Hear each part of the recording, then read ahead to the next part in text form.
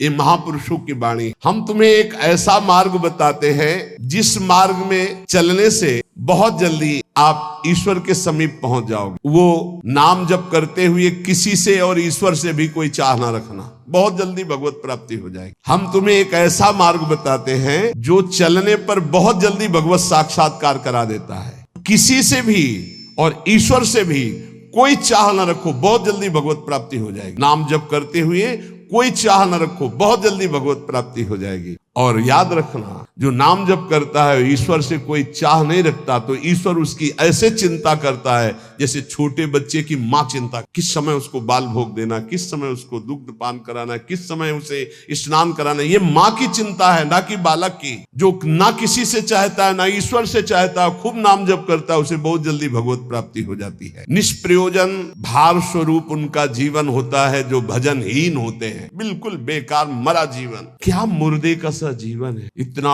कीमती जीवन, एक एक श्वास भगवान के भजन में लगानी चाहिए। व्यर्थ के जीवन में, व्यर्थ के खान पान, कई ऐसी बातें जिनकी याद आकर हृदय में आम हंसता है, ऐसे जीवन को नष्ट किया जा रहा है। भ्रमण में सब दृश्य देखे, गंगा का किनारा पावन तपस्वियों के लिए भी और राक्षसों के लिए भी है। जो पावन स्थान तप के लिए है, वही राक्षसों के दंडकारण्य में तपस्वी भी तपस्या करते थे और राक्षस भी रहते थे। दोनों का ये व्यर्थ जीवन, निरर्थक जीवन, जो अपनी वासनाओं की पूर्ति के लिए दूसरे जीवों को तड़पा तड़पा के, फिर काल उनको तड़पा तड़पा के मारता है, सांस लेने का अवसर नहीं देता।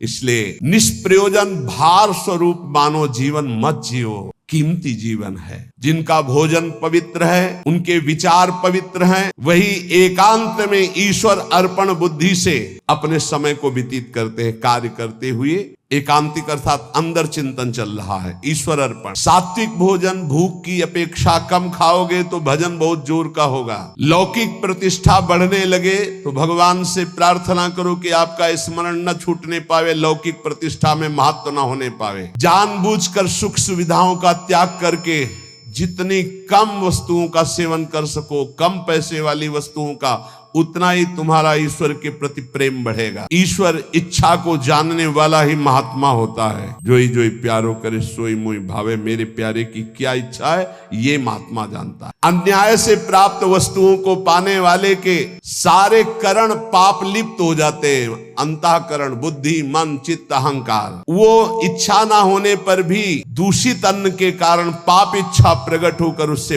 पाप कराती है। जो घूस लेता है, अन्याय पूर्वक निर्णय करता है, ऐसों का धन उनके परिवार को नष्ट कर देता है और उनका किया हुआ दान जिसके पास जाता है उसकी अंतःकरण की वृत्ति को नष्ट करके पाप आचरण करवाता है। इसलिए भगवत मार्ग में चलने वाले उपासकों को घूस लेने वालों से जो प्रतिग्रह दान लेना है उनसे बचे।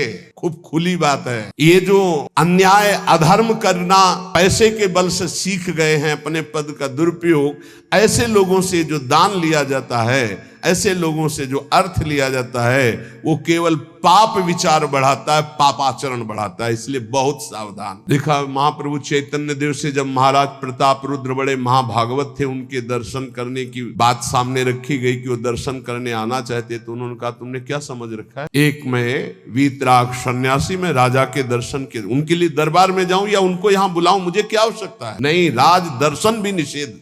ऐसा जो उपासक चाहता है कि मैं सच्चे भाव से भगवान के मार्ग में चलूं, तो पाप कर्म करने वालों से, उनके द्वारा दी हुई वस्तुओं से बहुत दूर बच करके, भूखे रह जाओगे तो ठीक है, उनका अन्न न जाने पावे। ईश्वर भक्त अदृश्य परमात्मा की इच्छा का अनुमोदन करता रहता है और वो देखता रहता है कि मृत्यु हर समय हमारी प्रत्येक श्वासों को गिन रही है। इसलिए वो सर्वांग सुंदर होने पर भी अपने शरीर का राग नहीं रखता और तपश्चर्या के द्वारा, शरीर के द्वारा भगवान को प्राप्त कर लेता है। ईश्वर के सिवा दूसरी कोई भी वस्तु मिलेगी वो टिकाऊ नहीं होगी, परिवर्तनशील होगी, नाशवान होगी। मनुष्य जीवन प्राप्त करके ईश्वर को प्राप्त करना ही खास वस्तु प्राप्त करना है। बाहर से निर्धन देखने वाला उस नाम जापक को नहीं जानता कि कितना बड़ा धनी सर्वलोक महेश्वर भगवान को अपने अधीन किए रहता है, जो निरंतर नाम जप करते हुए बाहर से निर्धन रहता है। तुम बाहर से निर्धन दिखते हुए अंदर से महान धनी हो यदि नाम जप करते हो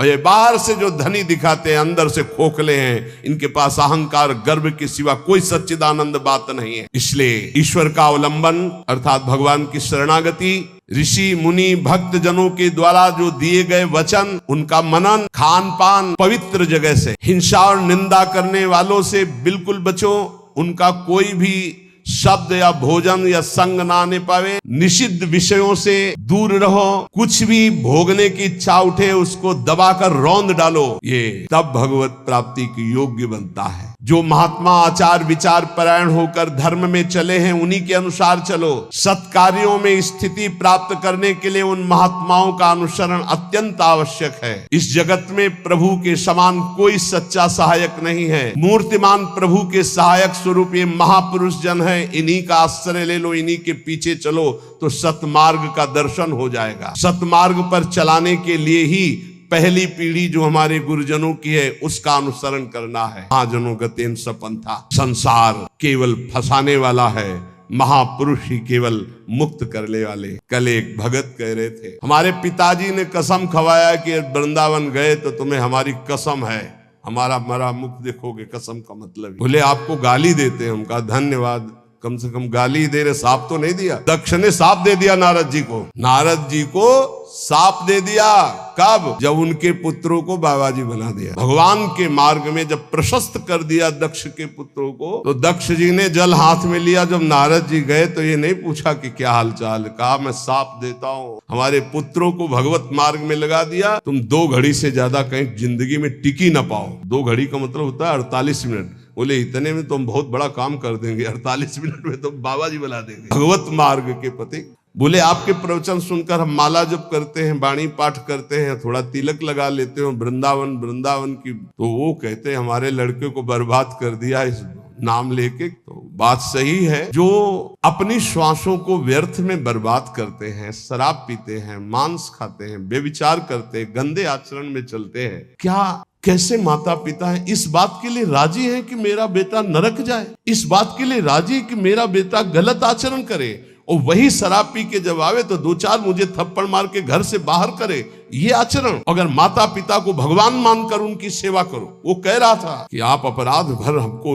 ना बोध कराएं, तो एक बार अंदर से इच्छा है कि अपने बाप को उठा के पटके और खूब धुलाई। तो हम कहा अगर हमें मित्र मानते हो तो एक शब्द भी कटु मत बोलना। गुरु मानते हो कि नहीं वो तो तुम जानो, दोस्ती के लिए तो हम हाथ फैलाते हैं, हम हित मित्र हैं। अगर हमें मित्र मानते हो तो ऐसे माता पिता के रोज पैर छुओ, उनमें भगवान की भावना करो और मेहनत करो, लेबरी करके भी कमाओ और उनको खवाओ पियाओ, और वो जब हमारी निंदा करें तो कान में अंगुली डाल लो और अपने सतमार्ग। बड़ा विचित्र समय है। जो माता पिता प्रथम गुरु कहे गए हैं, भगवान के मार्ग में चलाने वाले या सतमार्ग में चलाने वाले या संसार में कदम हमारे जो बढ़े, धन्य है वो माँ जो अपने रक्त को दुग्ध बनाकर मुझे पान कराकर इतना बड़ा किया। धन्य है वो पिता जो मेहनत करके हमको पढ़ाया लिखाया। अब वो चाहे जितना कड़ुआ बोले, हम उसे भगवान की तरह पूजेंगे, सबको ये मानना। उनकी वृद्धावस्था है, वो कुछ भी बोल सकते हैं, बड़े लोग हैं, हमें उनकी सेवा करनी, उस सतमार्ग में चलना है। तो यहाँ कह रहे हैं कि महापुरुषों के सिवा अपना कोई सतमार्ग बताने वाला नहीं, इसलिए संतों की बात को मानना चाहिए। वो अहेतुकी मित्र हैं, तुम्हारा अमंगल नहीं कर सकते। इस जगत में प्रभु के समान कोई सच्चा सहायक नहीं, और प्रभु ही महापुरुषों के रूप में प्रेरित करते हैं आकर के अपने मार्ग को। इसलिए मन को सत्य मार्ग में चलाने के लिए पहली सीढ़ी संत महापुरुषों के वचनों के आधार पर चलो। आज हम सबके ऋणी हैं, सच्ची हृदय से ऋणी हैं। धन्यवाद देते हैं कि आज इस कलयुग के प्रचंड तांडव काल में आप संतों की बात मान रहे हैं, इसलिए हम आपके चरणों में प्रणाम करते हैं, क्योंकि इसमें आपका मंगल है। आप स्वस्थ रहेंगे, आप भगवत भजन करते हुए अच्छे आचरण वाले रहेंगे, तो आप हमारे बहुत बड़े हितैषी हुए, क्योंकि आप सुखी हैं, आपका मंगल हुआ तो मेरे कर्तव्य का पालन हो गया, मेरे साधु वेश का धारण करना सार्थक हो गया। आप हमारे बड़े सहयोगी हैं, आप हमारी भागवती उन्नति के बहुत बड़े कारण बन गए, क्योंकि हम धन्यवाद के पात्र तभी बनेंगे जब हमारी बात को मानकर आप धन्य हो जाएंगे। हमारा कल्याण हो गया, हमारा मोक्ष हो गया तो बहुत छोटी बात है। अगर हमारी बात से आपका कल्याण न हुआ तो हमारी बात की बात क्या रहेगी? हमारी बात को सार्थक और समर्थ बनाना आपका कर्तव्य है। यदि आपने अपने कर्तव्य का पालन किया तो मेरे कर्तव्य का अपने आप पालन हो जाएगा कि मेरा साधु वेश धारण करना, मेरा जीवन धारण करना, मेरा भजन करना, मेरा सतमार्ग में चलना सार्थक हो गया। हमारे देश के यदि 2-4 हजार लोग भी कुमार्गगामी प्रवृत्तियों को छोड़कर भगवत मार्ग में चल रहे तो हृदय से आशीर्वाद देते। आशीष देने के लिए तपस्या की जरूरत नहीं होती। माँ अपने बच्चे को आशीष देती तपस्या से नहीं, दुलार से। आप स्वस्थ रहिए, आपकी बुद्धि स्वस्थ रहे, आपके जीवन का परम लक्ष्य भगवत प्राप्ति आपके हाथ में आवे, आप कभी गलत आचरणों में ना फंसे। अगर वार्ता को सुन करके अपने मन में धारण करेंगे तो निश्चित ये वस्तु आपको प्राप्त होगी, क्योंकि हमारा जन्म सिद्ध अधिकार है भगवत प्राप्ति करना। जो संतों में पूर्ण श्रद्धा रखते हैं, अध्यात्म विषय में चलना चाहते हैं, उनको परमात्मा साक्षात्कार निश्चित हो जाता है। जो संतों में पूर्ण विश्वास करते कि ये जो कह रहे सत्य। कभी भी अगर दान शब्द का आया है तो मन का दान कीजिए, श्वासों का दान कीजिए, अपने जीवन का एक एक कर्म भगवान को समर्पित कर दे। ये शुद्ध बातें परमार्थ। अगर कभी दान पुण्य की बात चली तो पहले कह दिया है कि शास्त्र में लिखा है इसलिए पढ़ रहा हूं, हमारी आस्था इस पर नहीं। हमारी आस्था का विषय हर श्वास भगवान नाम स्मरण हो, यही जीवन का परम लाभ। भगवान श्री कृष्ण चंद्र जी कृपा करके वर्णन करते हैं कि जब साधना अवस्था से सिद्धावस्था में उपासक पहुंचता है तो उसकी स्थिति क्या होती है? अपने आप जो कुछ भगवान की इच्छा से व्यवस्था हो जाती है उसमें वो संतुष्ट रहता है सिद्ध पुरुष। तो साधक को सिद्धों का अनुसरण करना। जथा लाभ संतोष सदा काहू सो कछु न चाहोगे, बहुत बड़ी सिद्धि है। अच्छा लाभ संतुष्टो, मांगना बंद कर दो, ना भगवान से मांगो ना किसी मनुष्य से मांगो, मांगना बंद कर दो। यहां कह रहे मांगो मत, तो ऐसे देने के लिए बोलो मत। दोनों बातें संभाल के।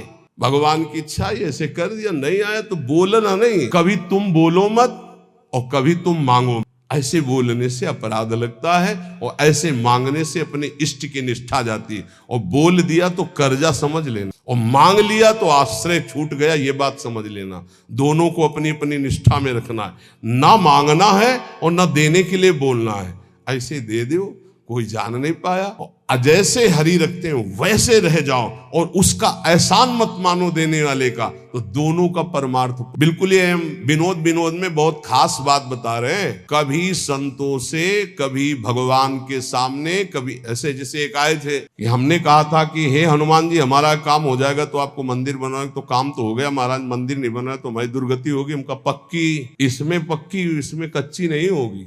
देखो भगवान के सामने संकल्प मत करो।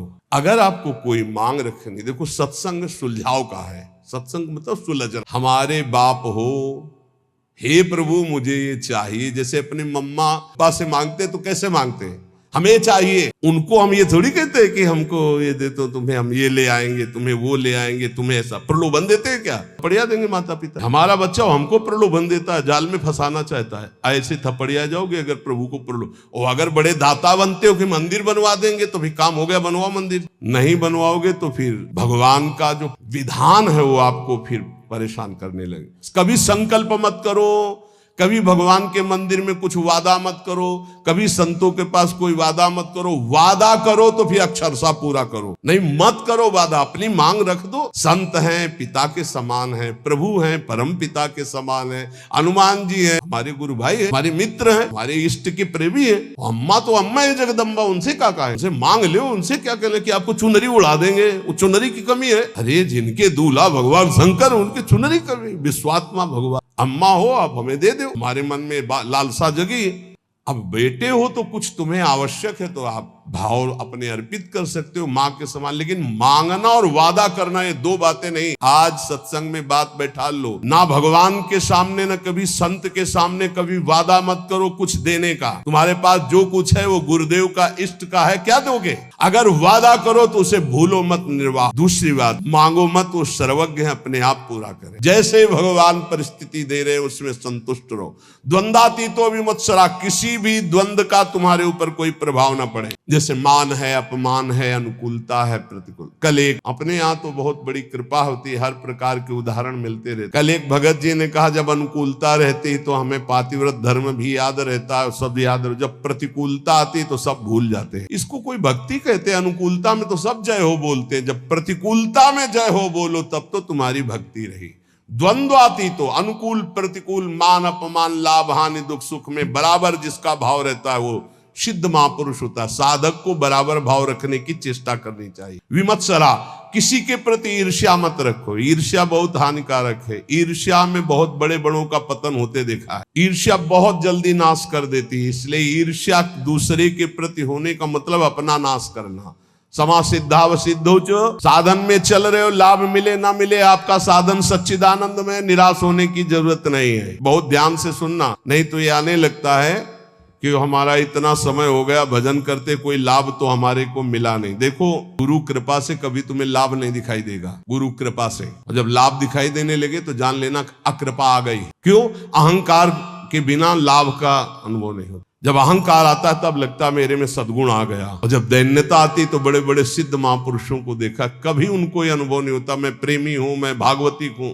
जितने महापुरुषों की वाणी आप पढ़ के देख लीजिए, अहंकार रहित महापुरुष तो अपने को अधम, तुच्छ, नीच, मूढ़, कामी, यही शब्द बोले हैं अपने लिए। जब अपने में आ जाए कि मैं निष्कामी, मैं महात्मा, मैं सिद्ध, मैं तो जान लेना अहंकार जागृत हो गया है। और ये भगवान की कृपा से नहीं होता है, अकृपा से होता है। इसलिए समा सिद्धाव सिद्ध हुआ, चाहे ऐसी स्थिति दिखाई दे कि हमारे में कुछ लाभ आ गया है, या चाहे दिखाई दे कुछ लाभ नहीं आ गया है, ना फूलो ना भूलो, सम रहो। समः सिद्धाव सिद्धौ च, दोनों में समान भाव रखो। चक्रत्वापि न निबध्यते, वो कभी इस माया में बंधता नहीं है।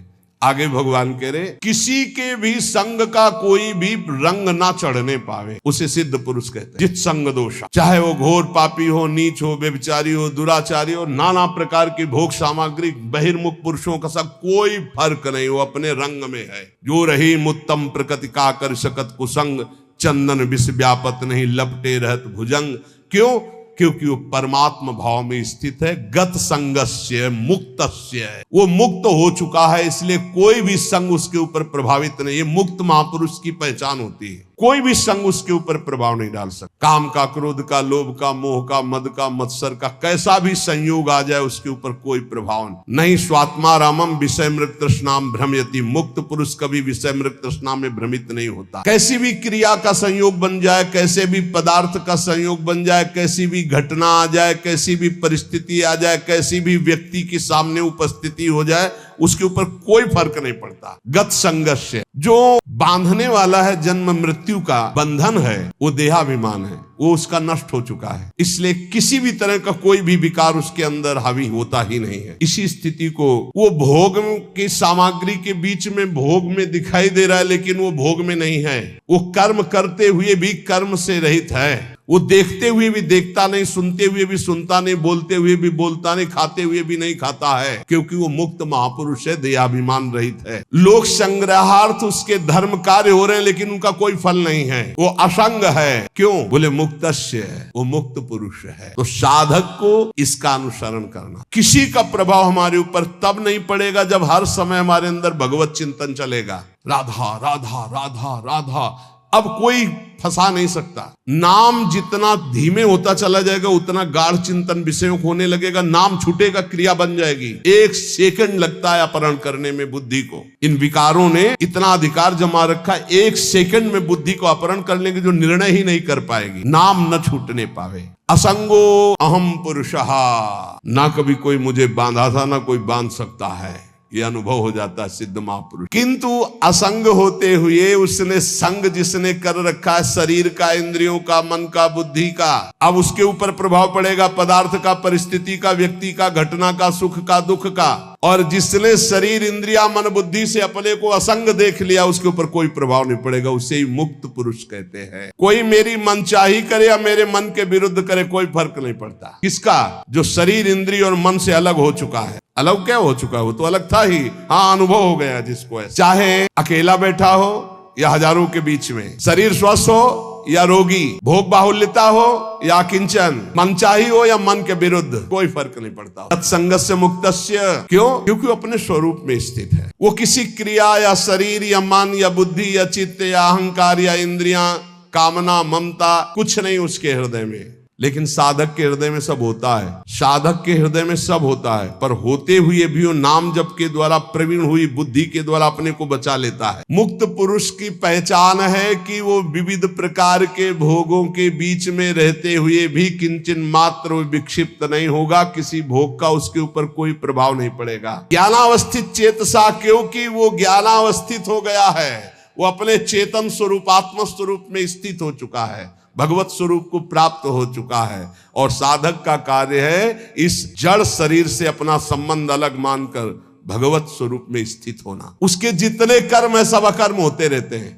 कोई फल देने वाले नहीं होते। जितने भी कर्म है, क्यों? वो कर्ता भाव से रहित, अहंकार रहित, स्वाभाविक हो रहा है, यंत्रवत हो रहा है। साधक ऐसा नहीं होता, वो कर्ता होता है। अब उसको क्या करना है कि वो ना फंसे, हर कर्म भगवान को अर्पित करना है। अगर भगवान को कर्म अर्पित कर दिए तो वो भी अकर्म हो गए, वो फल देने में समर्थ नहीं होते। आगे आएगा समझ में। कर्ता, करण, कर्म, ये तीन हैं। कर्ता जो कर्म करने वाला है, करण जिनके द्वारा होता है, और जो होता है उसे कर्म कहते हैं। कर्ता, करण, कर्म, इन तीन के द्वारा बंधन प्राप्त हुआ है। न कर्ता रहा तो करण है, और कर्म हो रहा है तो फल उसका अकर्म है। जैसे इंजन बंद कर दे और ढलान में गाड़ी छोड़ दे, न पेट्रोल का खर्चा होगा, वो अपने आप चलती चली जाएगी। इंजन बंद है, बस ऐसे समझ लो। स्वाभाविक प्रवाह कर्म का चल रहा है, कर्ता इंजन बंद है, कोई भी खर्चा नहीं है, कोई भी बंधन नहीं, वो जीवन मुक्त महा। कर्तापन रहेगा तो कर्म का भोग भोगना पड़ेगा, अवश्य में भोक्तव्यम कर्तम कर्म शुभाशुभम। कर्तापन रहेगा तो कर्मों का संचय होगा, उसका भोगना पड़ेगा, तो कर्म भोगने के लिए जन्म लेना पड़ेगा, जन्म मरण चलता रहेगा। कैसे नष्ट होगा कर्ता भाव?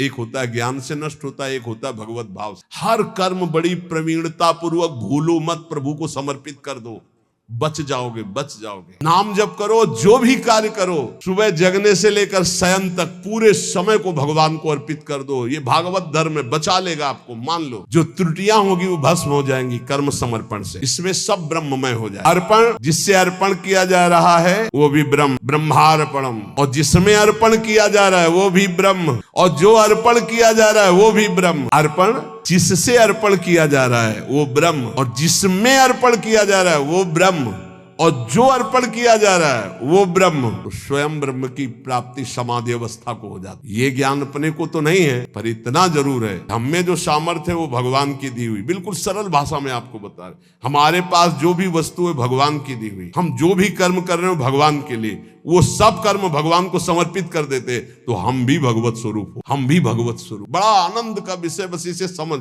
ये ज्ञान का विषय। इसी को आप भगवान में ले लो। भक्ति के द्वारा हमारे पास जितने भी अंग हैं वो सब भगवान की दी हुई, जो भी वस्तुएं सब भगवान की दी हुई, जो बुद्धि है वो भगवान की दी हुई, जो भी भगवान की आज्ञा से हम कर्म करते हैं, भगवान को समर्पित करते, तो हमें भगवान ही प्राप्त होंगे।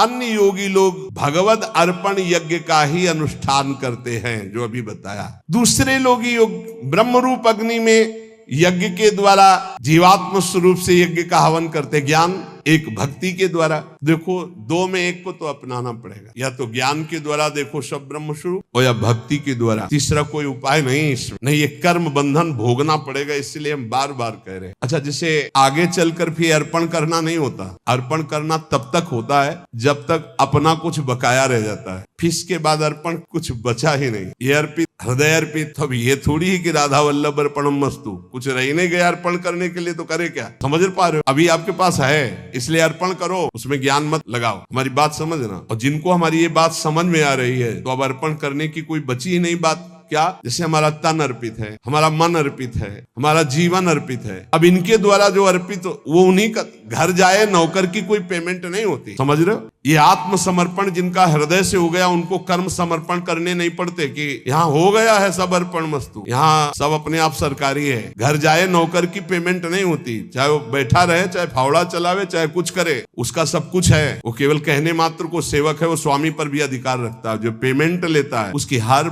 मिनट की पेमेंट है। तो जिसका अपना कुछ है, पति पुत्र परिवार शरीर अपना है, बच जाओगे यदि कर्म अर्पण करने वाली बात समझ में आ गई। दोनों प्रकार के साधक बैठे हैं, एक अहम ग्रह और एक समर्पित। समर्पित साधक को अगर ये समझ में आ गया है कि अब मेरा कुछ है ही नहीं, तो आपको समर्पण की 84 जी का पाठ किया, राधा वल्लभ अर्पणम मस्तु।